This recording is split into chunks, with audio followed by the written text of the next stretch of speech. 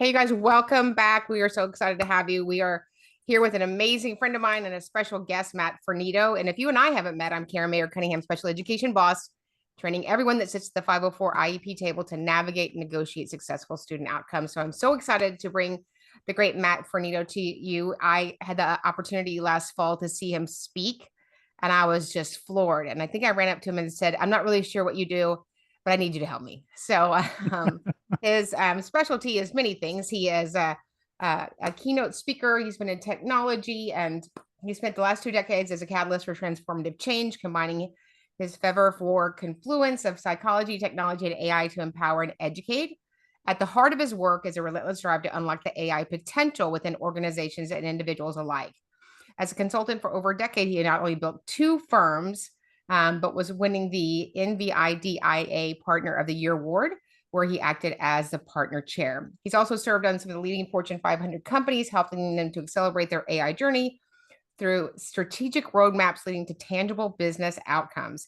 He's been entrusted with billions in spending and produced hundreds of millions in revenue. As an actor for nearly 3 decades and a keynote speaker for the last 10, Matt's going to combine his theory. He's going to combine theory, practicality, and storytelling to engage tens of thousands of people and inspire them about the future potential of AI. His evangelism and thought leadership has been seen at CIO/CDO roundtables, in Ventana events, various podcasts, and many new outlets. And so, Matt, welcome to the show. Thank you. Thank you for having me.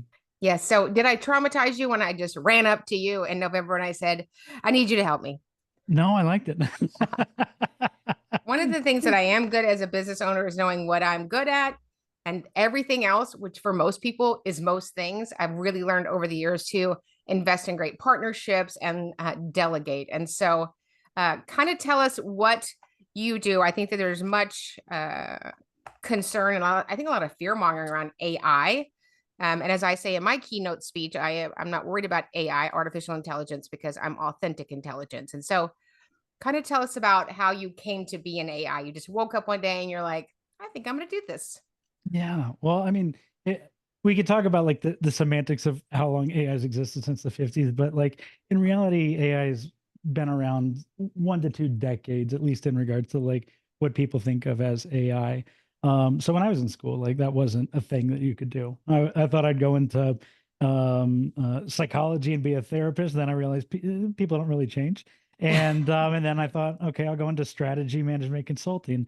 But I was a math nerd along with the people side of that. And so ended up being recruited out as a data scientist and ended up having my own consulting firm on top of that. And then NVIDIA brought me on as one of their 7 partners worldwide. And that's how I ended up getting involved with them. And then that's how I ended up building to $100 million plus practices at billion-dollar companies. And then ultimately led to me realizing that nobody knows what the heck they're doing with AI, including the Fortune 500. And as much as we talk about how important AI is, how accelerated it is in the world and industry today, 50 to 90% of initiatives are still failing, which means like technology has gotten a lot better, but that must mean there's like a people and process issue around all of this. And so like we can build all of the best things in the world, but if people don't trust it, if people don't want to leverage it, if people don't know what the benefit is, what the what's in it for me, then it doesn't matter. And so that's really what I went and started doing the past like 2.5 years, is building out this advisory group of like former Fortune 100 chief data officers, where we can bridge that gap in regards to understanding tech and understanding business and people, and figuring out like how do we help business leaders and health technologists communicate more effectively so that we can actually help people change and adopt AI to be more impactful or successful. I remember when I saw you speak and you said it's been here for a long time. I was like, he doesn't know what he's talking about. It just got here last Thursday. And I think, I was talking to somebody recently, and, information, places to find information have been around forever, right? When I was in high school, I remember I thought, when I'm an adult, I'm going to have enough money to buy an Encyclopedia Britannica, right? And so information has always been captured somewhere. I think most people use AI to one of my partners, she's like, I use AI to send nice emails. which is great, right? How do I say this without getting fired?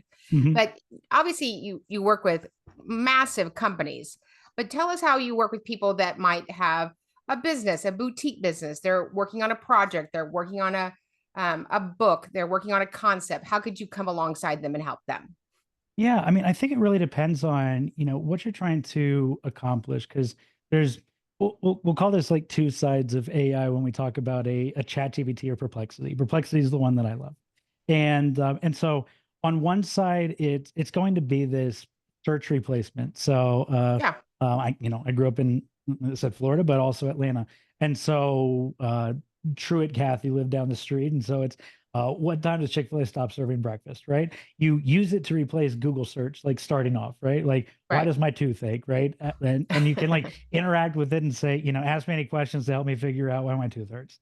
And so like this aspect of not having to go and open up 50 tabs to try to figure something out, and using it kind of as a Google search tool is one of the ways that I think a lot of people can start being more successful in regards to figuring out like what these tools are effective for in the first place, right?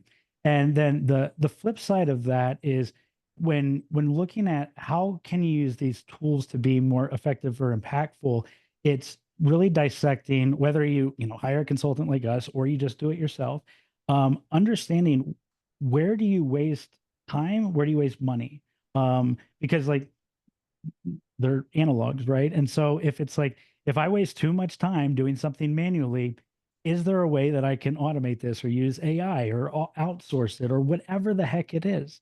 And instead of like you always continuously doing the same thing over and over again for 20 hours every single week, you could now ask AI like, "Hey, this is what I do manually. Is there a way to automate this, or is there a tool that does this?" And like it can give you that, and then it can tell you how to automate that.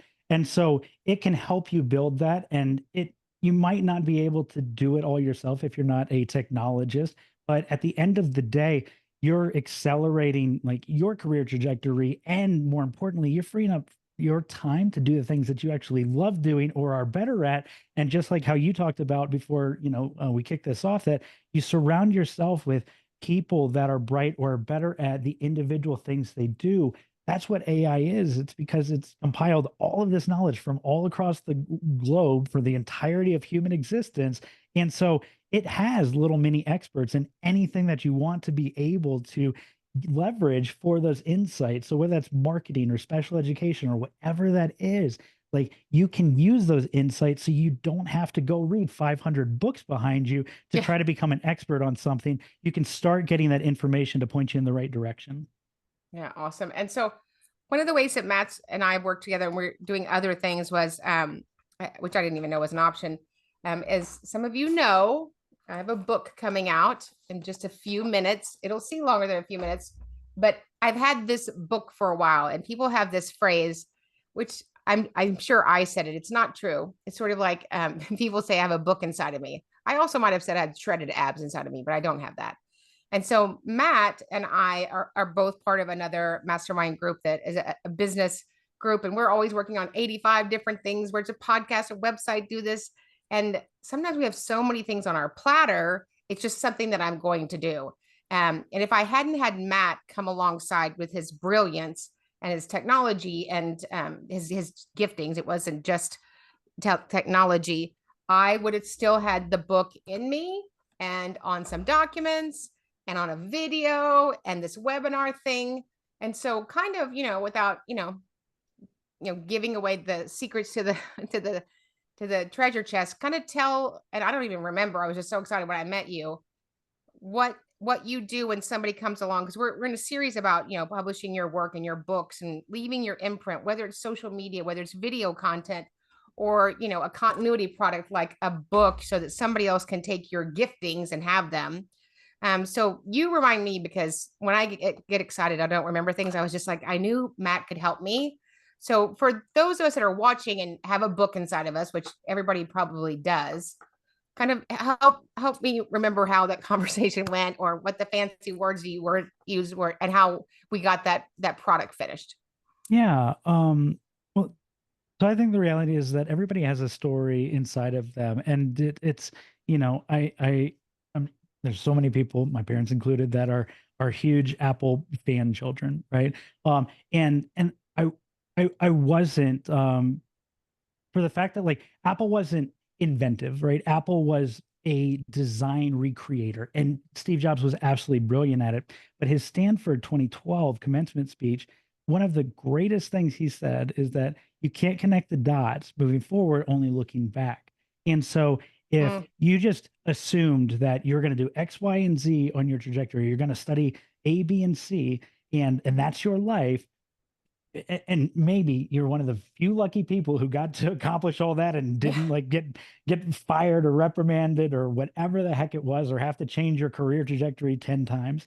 um well, those life experiences shape who you are. And like the fact that like I was in psychology and sociology most of my life, and then AI kind of emerged as more prevalent, and I was able to apply that aspect to AI, made me unique in the field because everybody else was coming in from a technology side.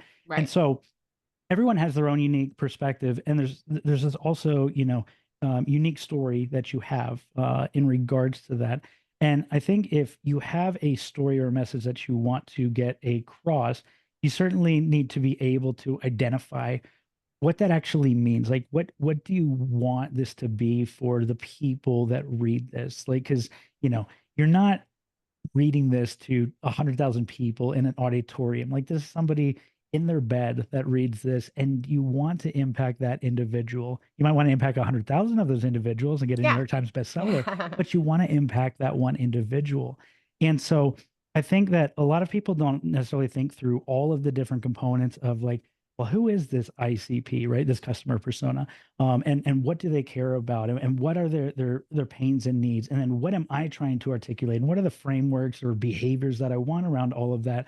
And so I think like what I tend to be good at is helping shape and guide people's narratives with that underlying thread of the story that they have, and being able to use AI and other technologies to help deliver that faster. So Yeah. in the case of like what we worked on, where a lot of writers may take 9, 12, 24 months to help like Ugh. write a book. Like the fact that it can be done in a small handful of weeks to small handful of months means that like, especially if you want to be a speaker and get your voice out there, a book's the way to really start getting like paid keynotes. And if you want to just have others read your story, like getting it out there, whereas most of us say, yeah, I've always wanted to write a book, and then none of us ever do. Yeah. It's like it's harder to make that excuse now that AI does make it so much more accessible.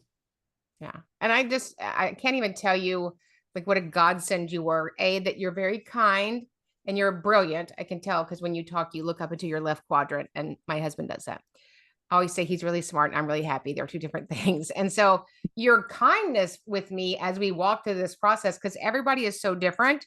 And, my writing modality is speaking. And so Matt was fine with, I'm sure he probably knows how to put something in the chat. And all of you guys know that I don't, because I am the chat. But he was fine with me making videos about components and answering. It wasn't in his wheelhouse. And I think that that's really important when you work with somebody, is that you do it in a modality that serves them and makes it feel successful, right? It wasn't, oh my gosh, it was not like, trudging uphill in mud. But I'm so thankful that you exist. I think you're the only person on the earth that does this. Maybe there's other people, but we won't tell anybody. Do you have, are there digital products that you have? Do you have Camp AI with Matt and we all get matching t-shirts? What can we do to partner with you? So as of right now, yes, do a very small handful of ghostwriting. If there's the bandwidth for that, we're working on creating a uh, not a not a fully automated service, because there's the I want to get a point across first before going back into the different things we have. Um, I'd be remiss to say that like there's this big issue that I see with AI today, where people are using it to replace aspects of relationships, and whether that's like sales, or if you get a text message and somebody sent it and you can tell it was written by AI, and the lack of authenticity is really problematic. And Yes. so any of the AI writers that exist today, whether it's a ChatGPT or Perplexity or Claude or any of the custom made ones, they're still very inauthentic, right? They Yes. don't capture your voice, your brand, like your essence, and your passions, your value systems, and they also don't speak with like the nuance and characteristics that you do. And so I think that with writing, there's an aspect where, as much as like we're seeing how far we can get into the process of using it to accelerate a footprint of like getting a message curated, Yeah. or getting a book curated, like there still has to be this editorial process or like just this back and forth with the technology, to really harness that. Because like if you just put out crap content, like it's just inundating Amazon with more crap content, right? And it's like Exactly. nobody wants or needs that. And so um, and so that's part of the reason why there's so little, or so few ghostwriting slots that I have right now, because like as of right now, I'm one person. And so for scalability, like, yes, we can only do so many, even though we're trying to automate a few more pieces of that puzzle. But I'd say more so generally what we do, both myself as well as members of my team, are run workshops or come and speak. And so, I believe strongly in this aspect of that AI is not this scary monster in the closet, Yeah. and it's not Terminator, and it's also not a big red easy button. It's like It's it's not. nowhere near as simple as people think, and it's also nowhere near as scary. It's like how people use and harness it can be for extreme good and extreme bad, and it's also I can also say like extremely dumb. It is a teenager or toddler half the time when you tell it to do things. I And know. Thank you for saying that. I was like, I just asked you a question. Answer me. and so like I think and so I think mitigating those gaps and fears and being able to just have those conversations and like workshops, like in hands-on workshops where people get to play with these tools. And so one of the ones that I do both as a keynote and workshop is 10 hours back, because who wouldn't want 10 hours back in a week, right? If you Yeah. can have 10 hours back every single week, like Yeah. what would that mean for your life, right? Does that mean more work? Probably for us a little bit, but like more family time, or more creativity time, more Right. hobbies, right? And so I think that there's this aspect that like capitalism that can shift towards more autonomy towards the things that we actually love. And so that's one of the ones that I really enjoy teaching around. But if we get enough folks that want to, through like Special Education Academy or boss, we could do like even a curated like custom training in regards to uh, creating like your own little mini agent for your child, right? So that way you would know how to interact with the education system with your child. And so, for things with like special education needs, like we could have something more curated versus just knowing how to like more effectively interact with these LLMs, to not just be annoyed with it and want to throw it in another room, right? Yeah. Yeah. I think that's interesting what you just said about I'm still trying to get my phone to understand when I just talk into it. Like it only gets like every third word. I'm sure it's me. Um, when we put this together and we thought about AI, what do you think the biggest misconception is around? And we've even heard it in special education. Obviously, a lot of teachers are here. A lot of teachers have the opportunity to train that AI is going to replace teachers. You just walk into class and I guess Siri is going to be talking to you all day. Is that ridiculous or is that ridiculous? It's it's augmentation and enablement, not replacement, right? Okay. Now bad actors, right? Like, so let's say um or poor school systems that choose to irresponsibly use money, right? Or those who want to replace teachers, they will go that route, right? And that's going to be problematic because the kids aren't going to get a full experience. But just like you mentioned earlier, in regards to the modality that people want to work in, kids learn in different modalities, right? And so whether Right. you're a visual learner, an auditory learner, or if you get stuck on certain types of math problems, right? The teacher, like kind of like the Bush No Child Left Behind act of yore, right? Like that didn't really substantiate in regards to actually accelerating kids, right? It kind of lowered us all, right? And but if we looked at it through this lens of, hey, the teachers are going to teach this curriculum, but anything you get stuck on, you're going to have this little AI helper that's going to help you in the areas you're weak in, right? Right. And that's going to like be your little personal coach to help make you as strong as your peers or even stronger than them, and accelerate you in the areas you're really strong to make you the best of the best. Like Yeah. that's what these things are going to be able to do. So it's not really like, hey, we're not going to have teachers. It's going to say, hey, any areas where this teacher is terrible at teaching you because this is the way that they teach, and Right. they just read from that PowerPoint. Well, now you have 8 other ways you can learn, and here's 500 simulated questions you can try to answer until you really get it and understand it. So good. So good. I'm sure that you've never, it's just a little, still AI, but there's a fast food restaurant now using AI. Don't know if you've experienced this. I'm sure you haven't, because everybody in Colorado only eats healthy stuff and they drink water from the mountain, right? But in Texas, we like grease late at night. And I was coming home from a BBG event and I pull into the very healthy Taco Bell, and it's AI. It is AI talking to me. And now I'm yelling at the speaker. What I should do is I should start my own AI problem TikTok, right? Like I am yelling at a speaker and she's like, so you want this order? So you want this order? So you want this order? And so I think it's going to be a great supplement. I think it already is. It's so exciting. The speed at which you were able to help me with a spirit of excellence, I don't find very often.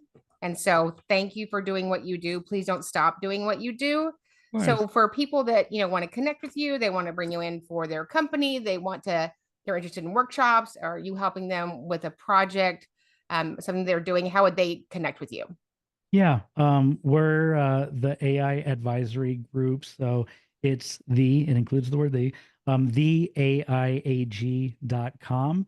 And then we're going to offer, we're going to do a discounted workshop for those who want to do the 10 hours one for your listeners. So it'll be the AIAG.com/special education boss.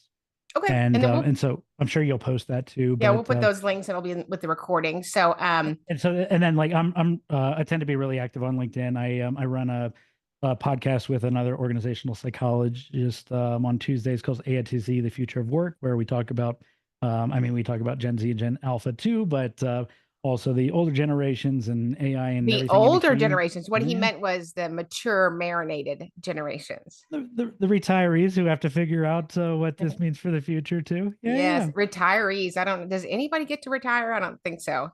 Or Um, if they even choose or want to, because now you don't yeah, like that was one of the things we talked about today. It's like, yes, you don't have like if you were a carpenter, maybe you had to like you had to retire at some point because you couldn't like physically work anymore. But now you can use your subject matter expertise and like be able to work with these, little assistants, AI assistants, and accomplish whatever the heck you want to accomplish because you have 50 years in your brain, right? that's 50. I have 50. It's about to be 60 in a couple months, but 20.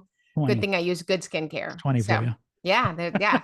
So, so Cindy, do we have any questions from our friends? And if you guys can give you 1 second. So Cindy, can you tell us if we have any questions from our listeners? We have two lovely comments. The first comment was t-shirts, take my money now. So I think we're all excited for t-shirts.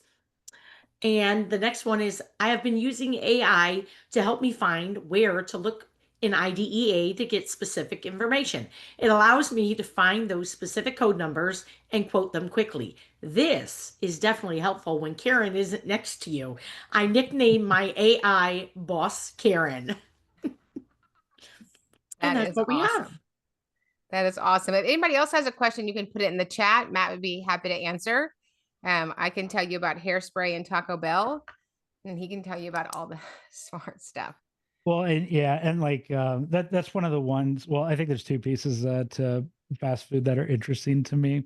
The first, well, I'll give one little cheat code, especially for like call centers and whatnot, is like just continuously saying the word agent or using cuss words will usually route you automatically to a human. Just an FYI. You don't have to yell. You could just say the F-bomb like 10 times and We it'll end up route you yelling at the phone. without even getting mad. Yeah.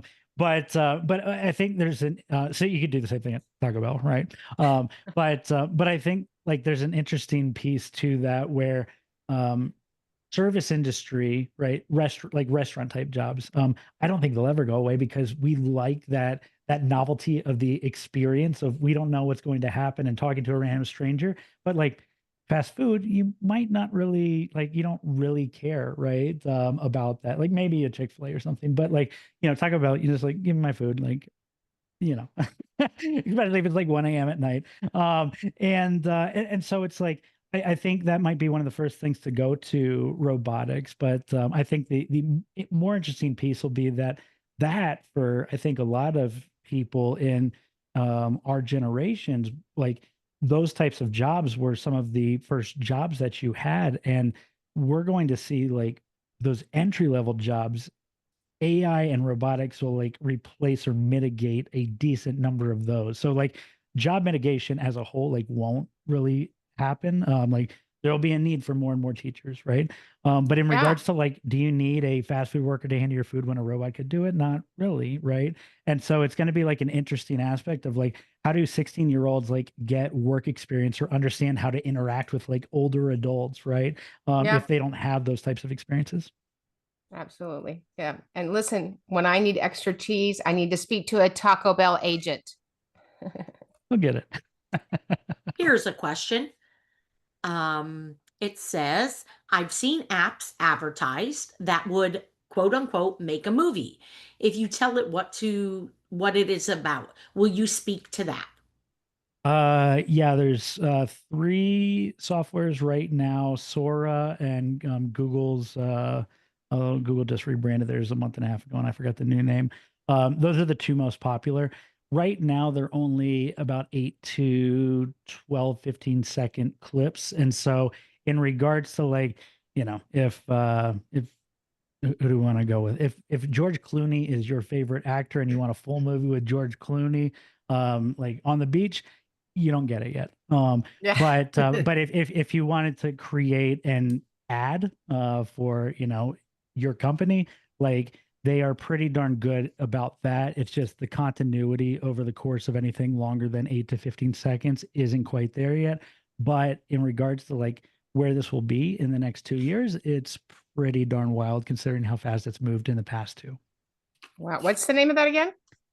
Sora, Sora, and then I'll have to look up the name of Google's And what new was one. the AI that you said? Because all of us people, all of us guys are on, we always call it our boyfriend Chad GPT.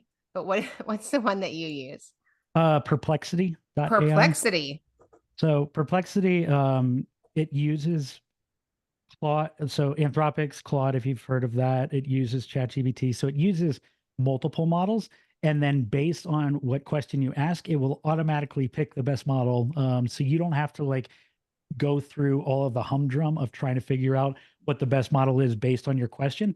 It's also got the best underlying search. So if I think it was Connie above, right?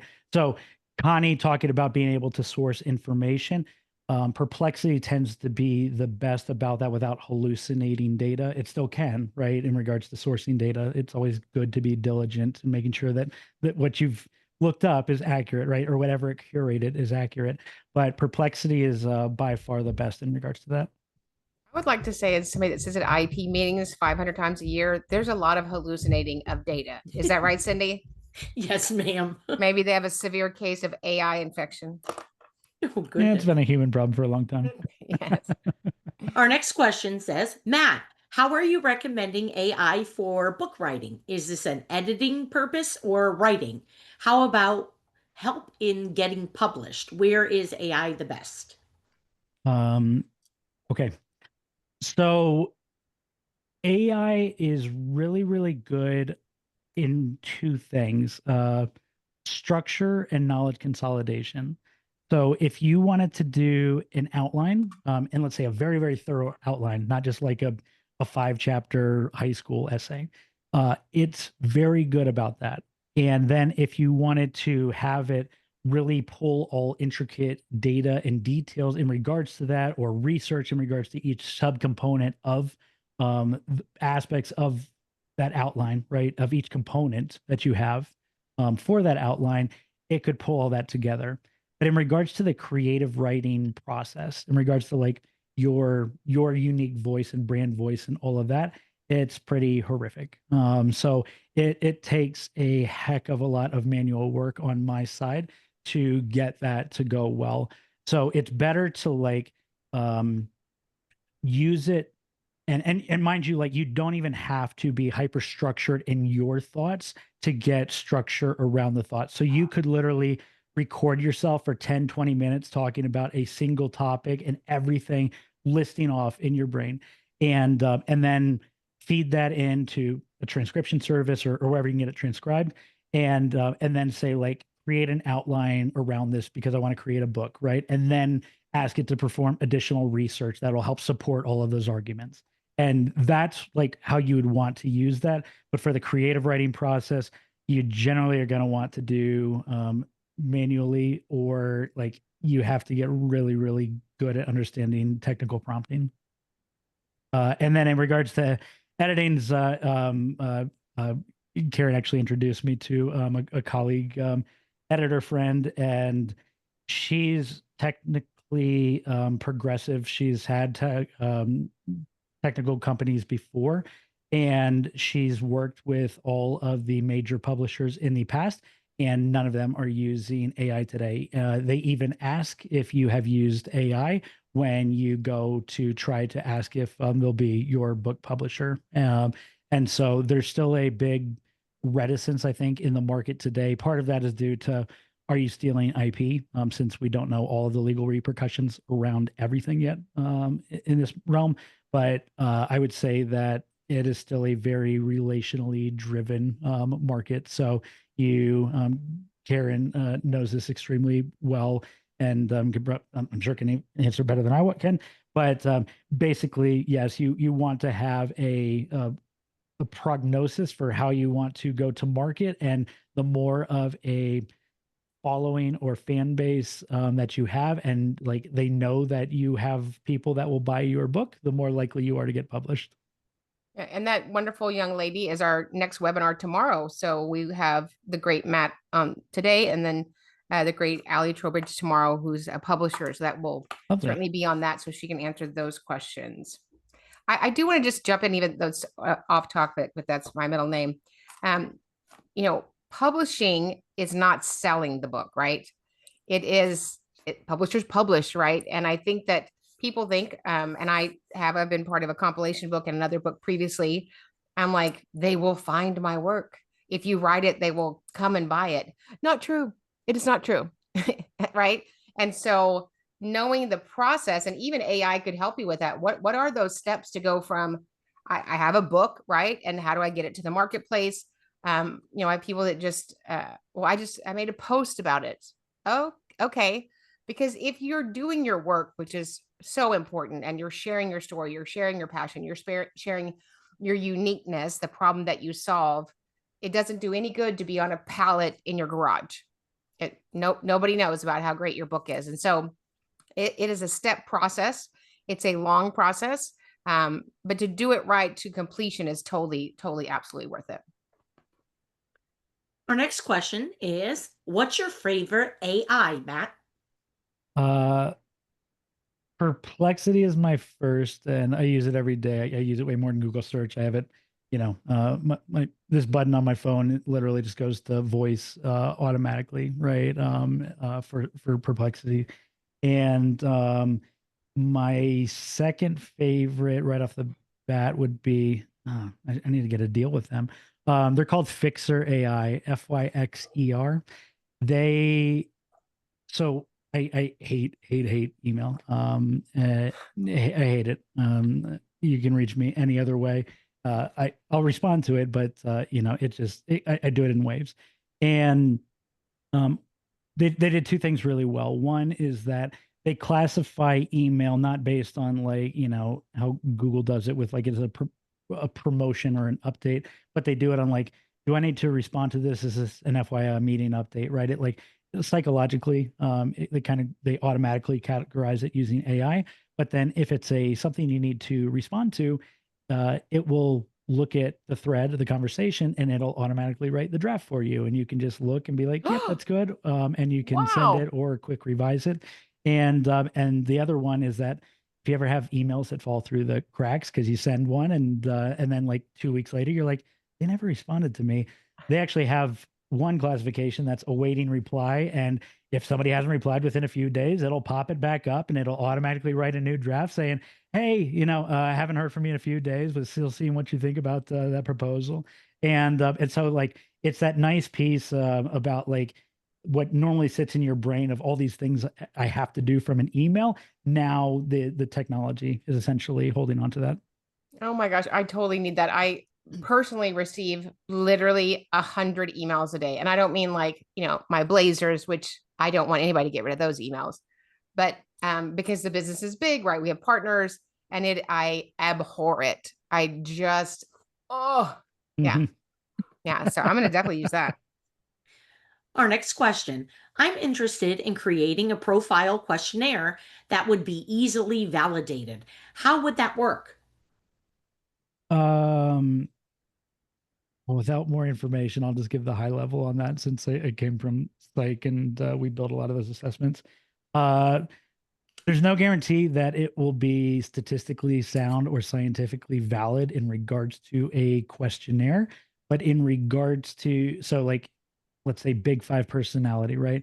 You can't just like create your own and hope that it's not stealing IP and you can go sell it or that it's accurate. But if you wanted to create a questionnaire, like how well did you like this conversation today, right? And it asks, and then it curates like 10 different questions, right, in regards to like different aspects of how tonight went. Then yes, right, like it'll create a Likert scale, and you could easily create that. So it really depends on what you're trying to do to know, like, yes, if you need it for legally defensible reasons, don't do it. If you are just trying to do it for a variety of other reasons, like it's pretty good at creating surveys. Okay. What sites should we be using on a daily basis? Perplexity still. Okay. And then it really just depends on like what else like you do. What one thing I always recommend is that whether you use Perplexity or ChatGPT or any of them is to look at like what your daily workload looks like or your day to day and just describe that to it and then ask like what tools it would recommend because it's connected to the web, right? And it's already done that research for you. So if like you post on LinkedIn a lot, you could use Taplio. And if you don't necessarily care about authenticity, it'll also, like outside of scheduling, it'll also automatically create your post for you, right? If you want to use like a AI PowerPoint creation, like Gamma's great for that. There's some that are working towards multimodality, meaning like it can do research and then make a phone call and schedule a reservation for you. One called GenSpark is working towards that, but it's not quite there yet. So yeah, but it's one of those things where we're still in the infancy stages of all of this on the AI front. So right now we kind of have these platforms and they're just starting to be connected to how they can work with these different technologies. Okay. Would it work for storyboarding? Storyboarding. I'm a writer and I have a couple finished products and a few in the works. Uh, yes-ish, right? So if you're talking about writer storyboarding, very good. If you talk about visual storyboarding, like writing like a 30-minute film, and wanting the visual storyboards, it's not quite there yet, but because you have that's again gets to multimodality since you need image. And Mid Journey, if you haven't played with it, is phenomenally fun. MID Journey, and so they just tend not to be consistent yet across images. There's ways to finagle it, but that's the biggest issue in regards to things like storyboarding is consistency. Can you transfer your chat GPT info into Perplexity? Not directly, but they work in similar ways where, whatever, you should always basically have a knowledge agent that's specialized. So let's say it's your health agent. And so you give it your instruction sets for what instructions it should follow. So maybe it's like you're an expert cardiologist, right? And then upload any documents, like, so it's knowledge into that. And so that's how ChatGPT also works in regards to creating agents. Perplexity calls them libraries. But in regards to like just pure converting everything over, you can export everything from ChatGPT, but there's no way to directly import that into Perplexity, and you really wouldn't necessarily want to. Thank you. There was a request to post the link for tomorrow's session. Yeah, so you can just go to any of my pages and the links there. You can shoot us an email at advocate@specialeducationacademy.com and we'll get you that. So this isn't about AI in special education. It's about how to publish a book. No, I mean, we just, we're talking about a lot of things. Somebody had asked about publishing. So I was just, rabbit trailing on that answer. Okay. In special ed, we are swamped with email. What was the AI for email again? Fixer, FYXER.ai. Can you use that on your first husband? Yeah, I should get like Fixer. I should get a referral code. You should. But yeah, no, I mean they're pretty good. They're the best that I've worked with so far. So yeah, at least in regards to the technology. So it definitely saves me a few hours and definitely a ton of sanity. That's spectacular. Well, those were our questions. Matt, thank you for coming on. You are a brilliant genius, and maybe someday you can come back on and tell us a story about what happened in the kitchen the day that you hit your head. That was such an amazing story. It's such a great keynote. So thank you for being on. So if anybody wants to get a hold of Matt Fornito, just reach out to me at advocate@specialeducationacademy.com. Thanks you guys for being here and supporting us and this channel. Always share it. The more people that know, the more we can do better. So remember, when we get it right for the child, we get it right for everybody. And we'll see you guys in the next training.